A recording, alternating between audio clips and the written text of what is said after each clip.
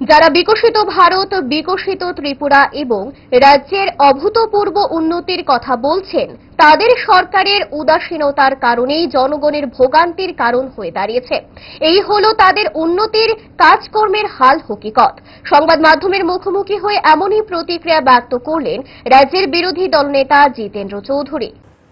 আজকে একটা জনদুর্ভোগ এমনভাবে বেড়েছে বিভিন্ন জায়গায়, এই মনু শ্রীনগর ভাইয়া পোয়াংবাড়ি, এটা একটা যে উজ্জ্বল নজির তাদের এই সমন্বয়হীনতার। এতে শত শত মানুষের নানা ভোগান্তি হচ্ছে।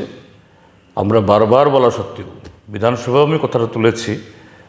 মুখ্যমন্ত্রী যিনি পিডব্লিউডির দায়িত্বে, তিনি বলেছেন যে এই রাস্তা এটা টেন্ডারের জন্য উদ্যোগ চলছে। আর আজকে শুনলাম পিডব্লিউডির এক্সিকিউটিভ বলছেন তিনি প্রস্তাব পাঠিয়েছেন। তো এটা মঞ্জুর হলে টেন্ডার ইত্যাদিতে আরও সময় লাগবে। এই হলো ত্রিপুরাজ্যে যে যারা বিকশিত ভারত, বিকশিত ত্রিপুরা রাজ্যে প্রভূত উন্নয়নের কথা বলছে, তাদের কাজকর্মের হাল হকিকত।